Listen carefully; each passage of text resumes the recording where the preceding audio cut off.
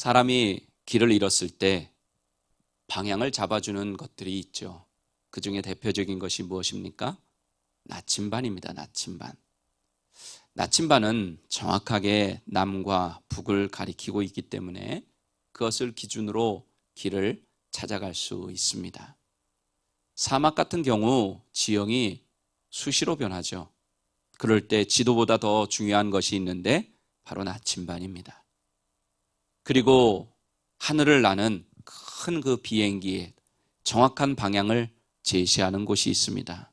그것은 바로 관제탑입니다. 관제탑. 만일 관제탑의 지시에 따르지 않으면 조종사는 비행기의 이 착륙, 뜨고 내리는 것을 제대로 할 수가 없게 되고 사고가 날 수도 있습니다. 여러분은 어떠십니까? 방황하는 인생을 살고 계십니까? 아니면 올바른 인생의 방향으로 나아가고 계십니까? 현재 여러분에게 있어서 인생의 나침반과 관제탑의 역할을 하는 것이 무엇입니까? 오늘 본문 26절에서 사도 바울은 이렇게 고백하고 있습니다. 우리 다시 한번 읽어보겠습니다. 그러므로 나는 다름질하기를 향방 없는 것 같이 아니하고 싸우기를 허공을 치는 것 같이 아니하며. 아멘. 자, 달리기를 하는 선수에게 있어서 그의 뛰는 방향은 어디가 되어야 될까요? 어느 방향으로 뛰어야 될까요? 결승선입니다. 결승선. 결승선을 향해서 열심히 최선을 다해서 달려야 합니다. 세계에서 아무리 빠른 선수라고 해도 결승선이 아닌 다른 곳을 향해서 달려가면 메달을 딸 수 있을까요? 없을까요? 딸 수 없어요. 그리고 권투 선수가 막 시합을 하는데 그 주먹의 방향, 이건 또 어디를 향해야 될까요? 권투 선수의 주먹의 방향은 상대방의 선수를 향해야 됩니다. 얼굴을 공격하든 가슴을 공격하든 옆구리를 공격하든 그 방향은 상대 선수를 향해야 합니다. 만일 그 주먹의 방향이 상대방이 아니라 막 허공을 친다고 한번 생각해 보세요. 막 허공을 가르고 아무리 바람 소리를 휙휙 내면서 막 친다고 해도 그 선수는 조만간 얼마 못 가 상대편의 주먹에 맞아 쓰러지고 말 것입니다. 이렇게 방향을 올바르게 잡는 것은 너무 중요한 일이죠. 특히나 인생의 방향을 잡는 것은 너무나도 중요합니다. 왜? 우리의 인생이 그것에 따라 달라지기 때문에. 우리가 살아가야 하는 인생의 방향을 제대로 잡지 못하면 계속해서 허공을 치는 것 같이 방황하게 되기 때문입니다. 그리고 사도 바울은 계속해서 오늘 본문 27절에 이렇게 말합니다. 우리 다시 한번 같이 읽어보겠습니다. 내가 내 몸을 쳐 복종하게 함은 내가 남에게 전파한 후에 자신이 도리어 버림을 당할까 두려워함이로다. 아멘. 바울은 복음을 끊임없이 전했던 사람이라는 것 우리 너무나도 잘 알고 있죠. 그러다 어느 순간에 바울이 깨달은 것 같아요.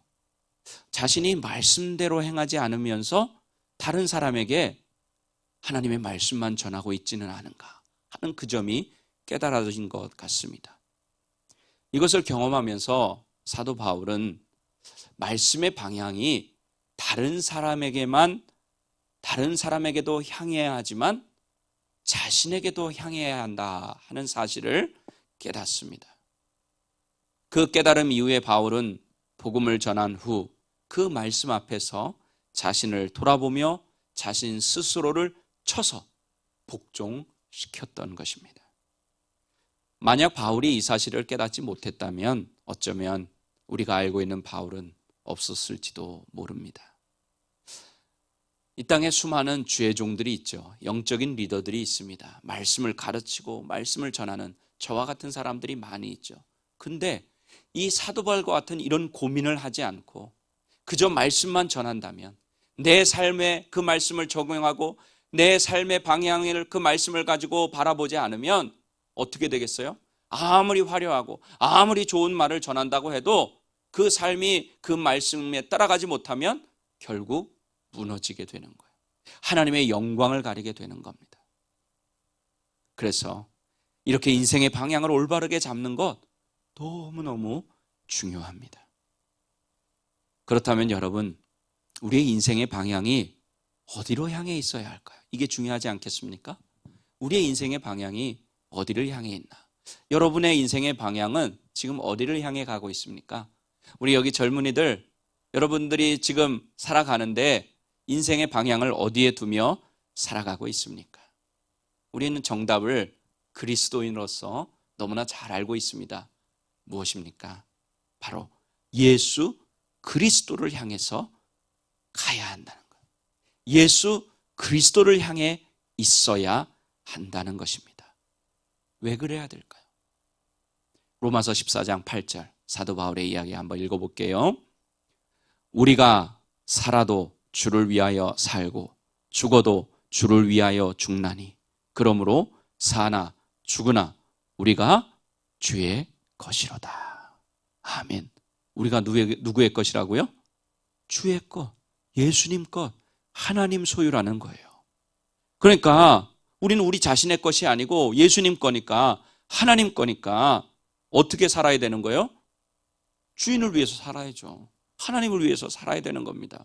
또 하나님을 위해서 죽어야 되는 거예요. 예수님을 위해서 죽을 수 있어야 하는 것입니다. 즉 우리의 인생의 방향은 온전히 누구를 향해 있어야 한다? 주님을 향해서, 예수님을 향해서 있어야 한다는 뜻입니다. 우리가 방향의 의미를 좀 더 자세하게 알면 우리 인생의 방향을 늘 주님께 향하는 데 도움이 될 것입니다. 그래서 저는 오늘 본문 말씀에 의지해서 인생의 방향 예수라는 제목으로 방향의 의미들을 살펴보면서 어떻게 하면 인생의 방향을 예수님께 고정시킬 수 있는지, 픽스할 수 있는지 우리에게 주시는 은혜를 나누고자 합니다. 첫째, 방향은요, 목표예요. 목표. 방향은 뭐다? 목표. 자, 목표가 정확하지 않으면 인생은 헤맬 수밖에 없어요. 우리 삶에 있어서 크게는 인생 전체의 목표가 있어야 하고, 또 이제 2023년 벌써 4월인데 우리 한 1년에 우리 한 해의 목표가 있어야 하고, 또 지금 4월이니까 또 한 달의 목표가 있어야 하고, 오늘 하루의 목표가 있어야 합니다. 여러분 오늘 하루 시작하시면서 여러분 하루의 목표를 세우셨습니까? 오늘 주일이니까 내가 이것만큼은 꼭 해야 되겠다 하는 그런 목표를 세우신 게 있으세요? 이 목표가 없으면요 어떻게 살까요?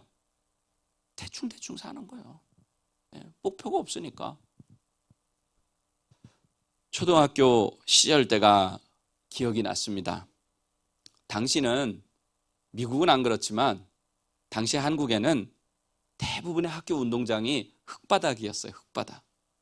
선생님이 체육 시간에 주전자에, 우리 한번 화면을 보시면 이해가 될 텐데, 선생님이 체육 시간에 주전자에 물을 받아가지고 선을 그으라고 하는 경우가 많았어요. 지금 저기 보면은 저기 사람 보이죠? 저 사람이 지금 뭐 하고 있는 거냐면 주전자에 물을 받아가지고 저 축구장 라인을 지금 그리고 있는 거예요. 그러고 나서 축구를 하고 또 달리기도 하고 뭐 다른 또 경기도 하고 했습니다.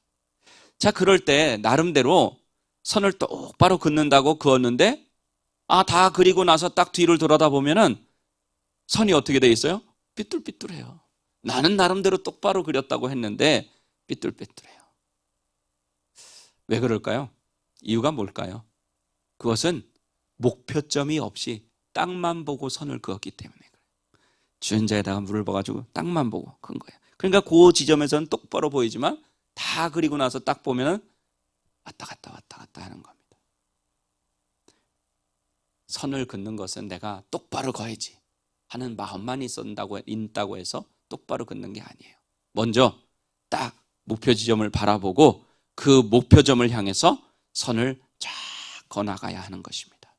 그럴 때 엉뚱한 데로 가지 않고 똑바로 선을 그을 수 있습니다. 우리의 인생도 마찬가지라고 생각합니다. 인생에 분명한 목표가 없으면 방황하고 헤매게 됩니다.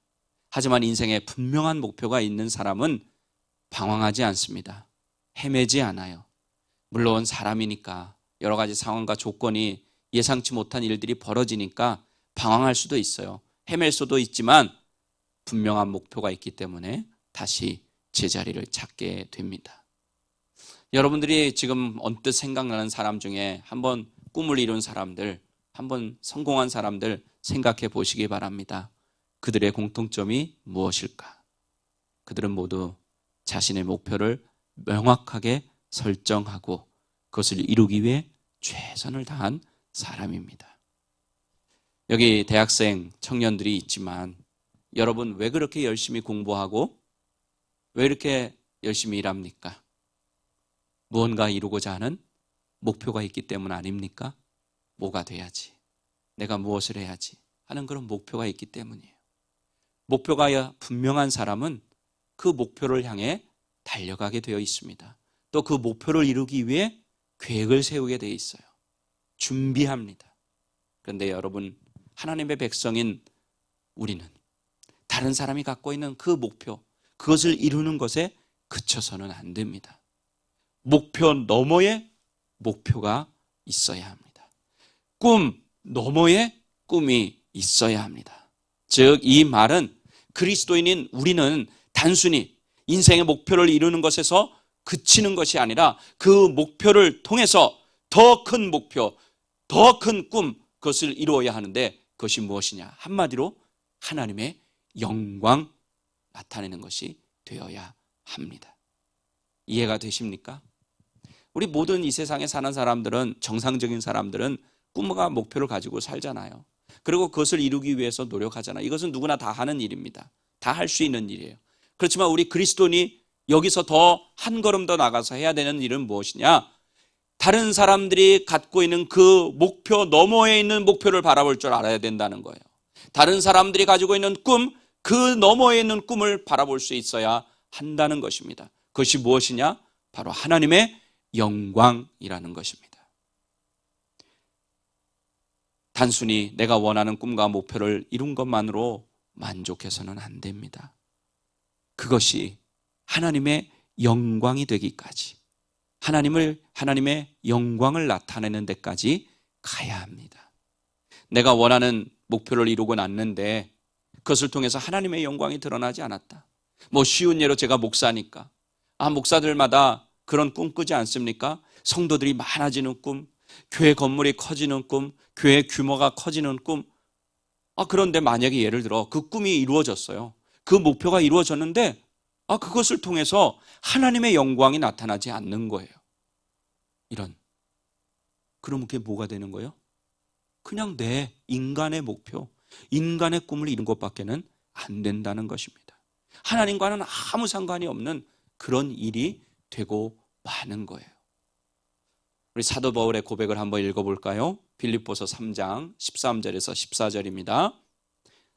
형제들아, 나는 아직 내가 잡은 줄로 여기지 아니하고 오직 한 일, 즉 뒤에 있는 것은 잊어버리고 앞에 있는 것을 잡으려고 표대를 향하여 그리스도 예수 안에서 하나님이 위에서 부르신 부름의 상을 위하여 달려가노라. 아멘. 바울은 뒤에 있는 것 다 잊어버리고 오직 표대를 향해 달려간다 고백해요. 영어 성경 본분들 화면에서 보셨겠지만 표대, 이게 goal, G-O-A-L, 목표로 번역이 되어 있습니다. 바울의 목표가 무엇이란 얘기예요? 바로 예수 그리스도. 예수 그리스도를 닮는 것. 자신의 삶을 통해서 예수 그리스도의 영광이 나타나는 것. 자신이 전하는 복음을 통해서 예수 그리스도의 생명으로 다른 사람들이 구원을 얻는 것. 이것이었어요. 여러분과 저의 목표도 예수 그리스도가 되어야 할 줄로 믿습니다. 하나님의 영광이 되어야 할 줄로 믿습니다. 그것이 여러분의 인생의 목표 너머에 있는 목표가 되기를 바랍니다. 그것이 여러분이 꾸는 꿈의 너머에 있는 더 큰 꿈이 되기를 바랍니다. 둘째로, 방향은 중심이에요. 중심. 첫 번째는 뭐라 그랬죠? 방향은 목표. 두 번째는 중심. 우리가 인생을 살아가면서 중심이 잡혀 있지 않으면 한쪽으로 치우칠 수밖에 없어요. 넘어질 수밖에 없어요. 자녀들을 키우다 보면 걷기 시작할 때 많이 넘어지죠. 어린아이들은 아직 뭘 잘 못하기 때문에, 중심을 잡는 거를 잘 못하기 때문입니다. 여기 자전거 타실 수 있는 분 계시겠지만 자전거를 처음 배울 때도 뭘 배우는 거예요? 중심 잡는 법을 배우는 거잖아요. 자전거를 타면서 넘어지지 않게 계속해서 앞으로 나갈 수 있도록 중심을 어떻게 잘 잡는가 하는 것을 배우는 것입니다. 또 뭐 앞에 화면을 보시면 외줄타기 하는 사람들 있죠. 여러분 그런 사람들 보신 적이 있을 거예요. 저 아찔한 외줄에서 걷는 정도가 아니라 막 뭘 해요? 막 뭐 움직이기도 하고 막 춤도 추고 막 그렇게 해요. 우리 보는 우리가 다 아찔해요. 이런 위험한 외줄타기에서도 가장 중요한 게 뭘까요? 바로 중심을 잡는 겁니다. 우리의 인생은 어쩌면 외줄타기와 비슷하다 할 수 있습니다. 중심을 잡지 못하면요, 한순간에 떨어질 수도 있고 인생의 목표에서 어긋난 잘못된 길로 갈 수도 있기 때문입니다. 여러분도 어렸을 때 가지고 놀았는지 모르겠는데 어린아이들 장난감 중에 오뚜기가 있어요. 오뚜기. 이 오뚜기는 넘어져도 어떻게 해요? 다시 일어나죠. 그래서 아이들이 그걸 신기해서 자꾸 넘어뜨려요. 자꾸 넘어뜨려요. 그래도 또 일어나고 또 일어나고 그렇게 해요. 왜 그렇습니까? 그 오뚜기는요, 무게의 중심이 어디에 있기 때문에? 아래쪽에 있기 때문에. 아래쪽에 있기 때문에. 만약에 그 중심이 없다면 오뚜기는 넘어지면 다시 일어날 수 없습니다. 아주 바다를 항해하는 큰 배들이 있잖아요. 그 배에도 평형수라는 것이 있습니다.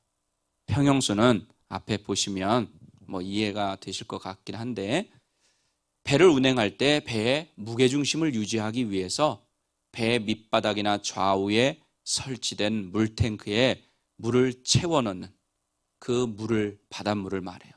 그래서 짐을 많이 실었을 때는 거기서 물을 빼내고, 짐이 없을 때는, 가벼울 때는 물을 채워가지고 그 무게중심을 잡는 거예요. 배가 전복되지 않게, 넘어지지 않게. 이 평형수가 잘 되어 있으면 배가 조금 기울어도 다시 제 위치를 잡을 수 있습니다. 우리의 인생에도 이런 무게중심이 반드시 필요합니다. 그리고 그 무게중심은 다른 사람이나 다른 어떤 것이 아니라 누가 되어야 돼요? 예수 그리스도가 되셔야 해요. 그 예수님이 우리의 삶의 무게의 중심이 되셔야 한다는 것입니다. 하지만 원수막이나 세상은 뭐라 그래요? 세상 사람들은 뭐라 그래요? 돈이 중심이다, 힘이 중심이다, 권력이 중심이다, 막 이런 얘기 하잖아요. 하지만 그렇지 않다는 것 우리는 너무나 잘 알고 있습니다. 그거는 부질없다는 것 우리 너무나 잘 알고 있어요. 세상의 그 어떤 것도 우리의 삶의 중심을 잡아줄 수 없습니다. 오직 예수 그리스도만이 우리의 삶의 중심이 되어야 할 줄로 믿습니다. 우리 시편 37편 24절 같이 한번 읽어보겠습니다. 그는 넘어지나 아주 엎드러지지 아니함은 여호와께서 그의 손으로 붙드심이로다. 아멘. 하나님의 백성된 우리도 균형을 잃을 때가 있습니다. 넘어질 때도 있어요. 또 인생에 잘 방향을 향해서 목표 지점을 향해 잘 가다가 딴 길로 갈 때도 있어요. 하지만 우리가 예수 그리스도를 우리의 삶의 중심에 모시고 있으면 예수님께서 우리의 손을 잡아주시는 거예요. 쓰러졌을 때 다시 일어날 수 있도록 잡아주세요. 다른 길로 갈다고 할 때도 잡아서 원래 길로 가도록 해주시는 것입니다. 여러분 이 사실을 믿으시기를 바랍니다. 예수님을 여러분의 마음에, 여러분의 인생에, 여러분의 목표의 중심에 모시기 바랍니다. 그러면 얼마든지 넘어져도 다시 일어날 수 있습니다. 우리는 서로가 또는 다른 사람의 마음의 중심에, 그 속에 무엇이 있는지를 잘 몰라요. 저도 여러분의 마음의 중심에 무엇이 있는지 모릅니다. 그래서 한국말에 10길 물속은 알아도 한 길 사람 속은 모른다는 말이 있지 않습니까? 하지만 하나님은 사람의 중심에 무엇이 들어있는지 너무나도 정확하게 보시고 정확하게 알고 계세요.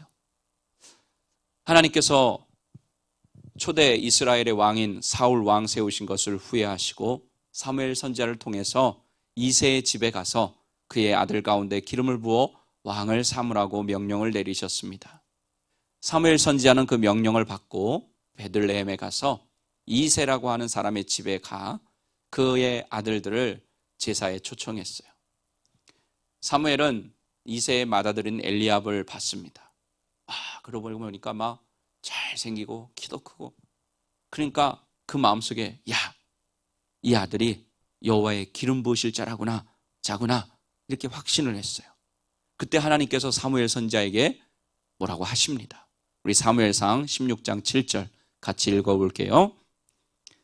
여호와께서 사무엘에게 이르시되 그의 용모와 키를 보지 말라. 내가 이미 그를 버렸노라. 내가 보는 것은 사람과 같지 아니하니 사람은 외모를 보거니와 나 여호와는 중심을 보느니라 하시더라. 아멘. 하나님은요, 우리의 겉모습 보시는 분이 아니에요. 그러므로 우리 하나님 앞에서는 척하는 게 통하지 않아요. 사람들 앞에서는 척하는 게 돼요. 그죠? 돈 있는 척, 많이 배운 척, 점잖은 척, 신사인 척, 뭐 이렇게 할 수 있어요. 근데 하나님 앞에서는 통하지 않아요. 믿음이 좋은 척, 예배를 잘 드리고 있는 척, 기도를 많이 하는 척, 신앙이 좋은 척 하는 거 사람 하나님 앞에서는 통하지 않습니다. 왜? 하나님은 중심을 보시기 때문입니다. 여러분과 제가 예수님을 정말로 중심에 모시고 있다면, 우리 하나님이 보실 때도 우리의 마음의 중심에 예수님이 계신다면 비록 넘어지고 쓰러지고 비틀거린다 할지라도 다시 일어나서 주님이 가신 그 길을 따라갈 수 있음을 믿으시기를 바랍니다. 마지막 셋째는 방향은 시선입니다. 시선. 자, 첫 번째 방향은 뭐라고요? 목표. 두 번째는 중심. 세 번째는 시선. 우리의 시선을 어디를 향해 있게 하느냐, 어디에 두느냐 하는 것은 중요한 문제죠. 시선의 중요성에 대해서 한국의 부산의 큰 교회인데 수영록 교회의 이규현 목사님이 이런 글을 썼습니다. 제가 읽어드릴 테니까 한번 눈으로 따라 읽어보세요. 지금 바라보는 것, 시선이 문제다. 시선 처리에 따라 인생의 길이 달라진다. 시선은 항상 어딘가로 향해 있다. 시선이 멈추면 걸음도 멈춘다. 시선이 집중되는 곳에 일이 벌어진다. 바라보는 것이 현실이 된다. 시선은 선택이다. 처음에는 내가 바라보지만 나중에는 보는 것에 내가 지배를 당한다. 시선이 고정되면 다른 것이 끼어들 공간이 없다. 인생은 보는 전쟁이다. 보는 것이 힘이다. 그게 좀 이해가 되시는지 모르겠습니다. 그렇습니다. 인생은 지금 보는 전쟁이에요. 보는 전쟁. 무엇을 보느냐? 어디에 시선을 고정하느냐? 사람이 어디 하나에 딱 시선이 고정되면, 우리 이런 걸 좀 세상 말로 뭐라고 그래요? 어디에 꽂힌다 그러죠. 우리가 어디가 탁 꽂히면 다른 것이 끼어들질 못해요. 뭐 예를 들면 핸드백을 좋아하는 분이 어떤 이쁜 핸드백에 탁 꽂혔어요. 그러면 주변에서 아무리 어떤 얘기를 해도 그 핸드백을 사려고 하지 않습니까? 이렇게 뭐 사람과의 관계 속에도 마찬가지 아니에요? 어느 누구한테 딱 꽂히면은요, 그 사람이 좋은 사람이든 나쁜 사람이든 상관이 없어. 끼어들 틈이 없어요. 누구 얘기가 들어오지 않아요. 이만큼 시선이 중요한 거예요. 다른 것이 보이지 않게 되는 겁니다. 이 목사님은 시선에 대해 강조를 하면서 이 시선이 뭐와 연결되어 있냐면 결국 욕망과 연결되어 있다, 그렇게 설명합니다. 내 안에 어떤 욕망이 있으면, 욕심이 있으면 그 욕망을 통해서 세상을 바라보게 된다는 거예요. 즉 욕망은, 이 욕심은 내가 바라보고 싶은 것만 바라보게 만들어요. 그러므로 욕망은 우리로 하여금 잘못된 시선을 가지게 할 수밖에 없습니다. 뭐 쉬운 예로 돈에 욕심 있는 사람, 돈에 욕망 있는 사람은 어디에 시선이 고정되어 있어요? 돈에 시선이 고정되어 있어요. 또는 뭐 출세에, 성공에 시선이 고정되어 있는 사람은 그것만 바라봐요. 그것과 연결지어서 모든 것을 판단합니다. 결정하고 생각해요. 올림픽에서 대한민국의 금메달을 안겨다 주는 효자 종목이 있죠. 뭐죠? 양궁이라고 하는 겁니다. archer인가요? 영어로 하면? 끄떡거려 주세요. 맞다고. 네, 이렇게 활 쏘는 거, 이렇게 쏘는 거. 근데 활을 쏘아야 하는 이 선수는 어디에 고정을 해야 될까요? 시선을. 관역에. 그죠? 관역을 영어로 뭐라 하는지 모르겠는데, 여기에다가 동그랗게 생긴 거, 거기만 계속 바라봐요. 옆에서 누가 뭐라고 하든, 옆에서 뭐가 왔다 갔다 하든, 그것에 시선을 뺏기는 게 아니라 자신이 활을 쏴야 되는 그 정확한 관역에다가 그걸 바라봐야 돼요. 지금 생각난 건데 준비한 이야기는 아니지만 여러분의 이해를 돕기 위해서 한국에 군대를 가잖아요. 남자들은. 그러면 무슨 훈련을 하냐 하면 사격 훈련을 해요. 사격 훈련. 처음에 하는 사격이 뭐냐면 0점 사격이라고 해서 9발을 쏘게 해요. 9발. 3발 이렇게 쏘게 하는데 분명히 나는 내 관역을 보고 쏜 거예요. 근데 가져가서 그 관역, 그 표지를 가져와 보면요, 거기는 하나도 총알이 안 맞는 거예요. 우리는 그걸 새 잡으러 갔다 그러거든요. 근데 새를 잡으러 간 게 아닌 경우도 있어요. 뭐예요? 옆에 있는 표적지에다가 쏜 거예요. 그래서 옆에 있는 군인의 표적지를 보면 거기에 6발이 있는 거예요. 우리 이렇게 살 때가 있다는 거예요. 시선을 잘못 두면. 마찬가지로 우리의 시선, 그리스도인인 우리의 시선은 예수님께 고정이 되어 있어야 돼요. 예수님이 제일 크게 보여야 돼요. 하나님이 제일 크게 보여야 돼요. 곁눈질하면 안 돼요. 예수님보다 더 좋은 게 있지 않을까? 하나님보다 더 좋은 게 있지 않을까? 곁눈질하면 안 돼요. 예수님께 우리 교회 이름처럼 어떻게 해야 돼요? 올 인 해야 되는 겁니다. 우리가 앞분에 예배를 시작하면서 부른 시선이라는 찬양이 있죠. 다시 한번 1절 가사 읽어드릴게요. 내게로부터 눈을 들어 주를 보기 시작할 때 주의 일을 보겠네. 내 작은 마음 돌이키사 하늘에 꿈꾸게 하네. 주님을 볼 때 모든 시선을 주님께 드리고 살아계신 하나님을 느낄 때 내 삶은 주의 역사가 되고 하나님이 일하기 시작하네. 아멘. 이 찬양의 가사대로 우리의 모든 시선이 예수님께만 고정될 때 우리는 하나님을 느끼기 시작하고 하나님의 역사가 우리의 삶 가운데 일어나게 될 줄로 믿습니다.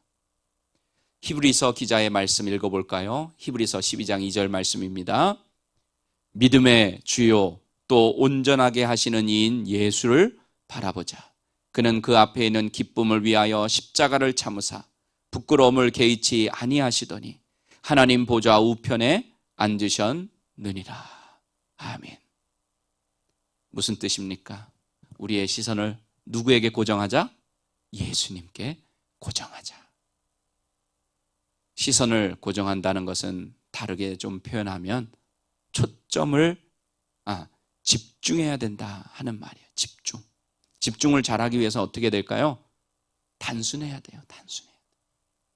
우리가 예수님께 집중하는 삶을 살기 원하면 우리의 삶을 단순하게 해야 합니다. 어린아이의 삶이 얼마나 단순합니까? 마치 강아지의 삶 같잖아요. 먹고 자고 싸고 단순해요. 복잡하지 않아요. 그런데 그 어린아이들이 그래서 집중을 잘해요. 누구에게 집중해요? 누구에게 집중하는 걸 잘해요? 엄마에게 집중하는 걸 너무 잘해요. 그저 엄마만 바라봐요. 배고파도 엄마를 바라보고 똥을 싸도 엄마를 바라보고 잠잘 때도 엄마를 바라보고. 왜? 단순하니까. 엄마밖에 모르니까. 우리의 신앙이 예수님밖에 모르는 그 어린아이와 같은 신앙이 돼야 할 줄로 믿습니다. 사랑하는 오린교회 가족 여러분, 오늘 이제 부활절 지나고 두 번째 주일이에요. 우리 그리스도인들은 사순절을 시작으로 고난주간을 지나고 부활주일까지는 그래도 예수님께 목표를 두고 예수님 생각 많이 하고 십자가 묵상하고 예수님 중심으로 살려고 그래도 노력합니다. 그런데 이 부활절을 지나고 나면 왠지 그 마음이 점점 약해지는 것 같습니다. 하지만 오늘 말씀 잘 기억하셔서 예수님께 방향을 두고 인생의 방황을 끝내시기를 바랍니다. 예수님께 목표를 세우시고 또 세우셨다면 늘 점검하고 예수님을 마음과 생각과 삶의 중심으로 모시고 예수님께만 시선을 고정하시기 바랍니다. 그래서 여러분과 제가 어떤 특별한 때만이 아니라 어떤 특별한 절기 때만이 아니라 남은 생애 동안 예수님을 향해 인생의 올바른 방향을 잡고 방황하지 않고 예수님을 위해 영광을 위해 살아갈 수 있기를 예수님의 이름으로 간절히 축원합니다.